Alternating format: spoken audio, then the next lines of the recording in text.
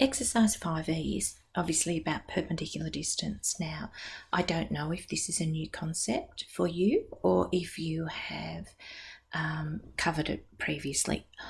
I'll work from the viewpoint that you haven't seen this formula and haven't worked with it before.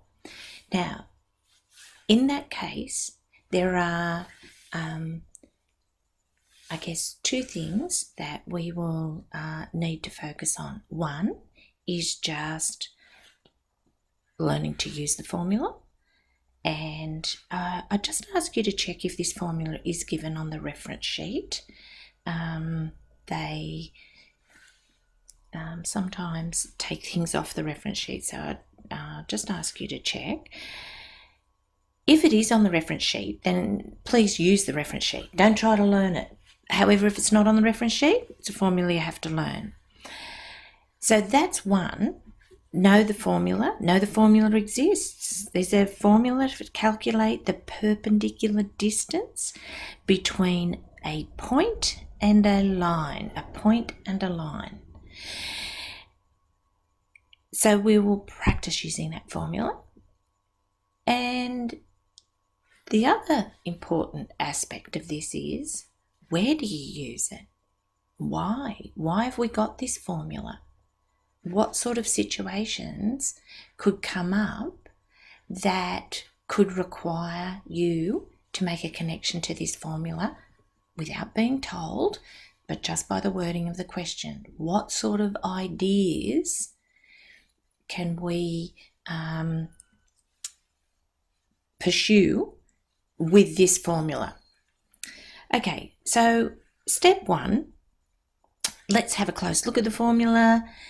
If it's just straight out, find the perpendicular distance between a point and a line. It's a very nice, easy question because all it requires is that you can substitute into a formula, that you understand absolute value, and that you can probably use a calculator.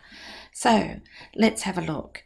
The perpendicular distance from x1, y1, they're going to feature in the equation, so they'll be numbers, your x ordinate, your y ordinate, and the line ax plus by plus c, so a will feature in the formula, b features, and so does c.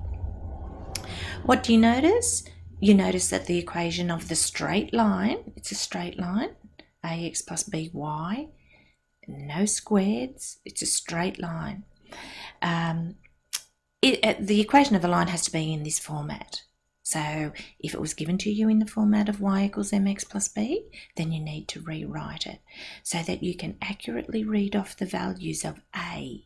A is the number in front of the x, b the coefficient of the y, and c, all equaling 0. What does the formula look like? We've got absolute value on the top, and you substitute into your ax1 plus by1 plus c. That will just equate to a number. These are all numbers. Over the square root of a squared plus b squared, we know that's going to be possible. Square a number, it'll be positive, and you're adding another positive number and taking the square root of it. So that then gives you the distance between the point x1, y1 and the line in the format ax plus by plus c equals 0. Okay, so really that should be pretty straightforward because it's just a substitution question, really. By far the most important concept is, why do we use perpendicular distance? What is it about this calculation that we can use in other situations? So I guess there are maybe two main uses. Now I'm just going to jump to a diagram here where we've got a straight line in the form ax plus by plus c and a point x1, y1. What this distance formula does is finds the perpendicular distance from that point to the line. So it's clearly not, for example, it's clearly not that distance from there to the line, because that is not perpendicular. So that is not the distance that it's calculating. It's not calculating this distance either. That is not the perpendicular distance from the point to the line. In fact, the distance that it calculates is, and I will try to draw it as accurately as I can. Whoa. Meant to be straight. It is this distance. That is your distance. So it's not that one, it's not that pink one, but it's this distance. Now, a feature of that distance is it is the shortest distance. The shortest distance from a point to a line. Just one situation that I can think of where you might need to use this formula is the question where you get asked, does a line intersect a circle? So you're given a circle, you're given a line, equation of a line. So for example, you might be given x squared plus y squared is equal to 4, and you're given the line y is equal to x minus 5 on 4. Now, you might be thinking, oh, how would I ever make a connection between a circle and a line and this distance formula between a point and a line? It's not like I'm talking about a point here. However, when we think more about it, if the question said, does the line intersect it, or in how many places does the line intersect it, we could graph it. But then if it was getting extremely close and just not knowing what that graph will do exactly, if we got our line and it looked like it touched, but then you went, oh, I wonder if that's just because I've not been accurate enough. Or you might be convinced that yes, it does touch it, but does it touch it in two places that are so close together that it looks like one? If we are relying solely on our solution being a graph, then we know that it could be inaccurate. It may not give us enough detail. So what we do in this case is we've got to think about the distance between and this line now, and not so much the circle, but its centre. So the centre becomes the point, x1, y1, and in this case it would be 0, 0, and this line. And what I do is I find the perpendicular distance between the centre of the circle and the line. And if I can see that that distance, if d is greater than the radius, then what would I say? I would say, therefore, the line does not intersect the circle because your perpendicular distance is greater than the radius.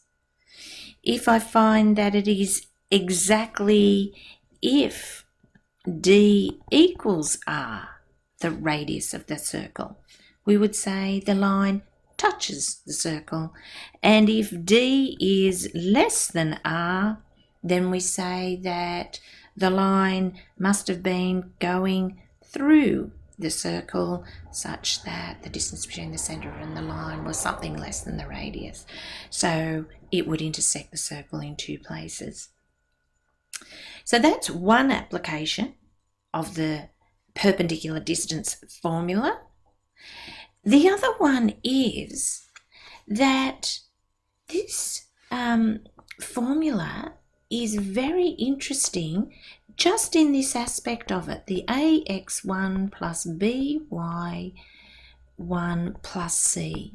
If you look just at that calculation, ax plus by plus c, ignore the perpendicular.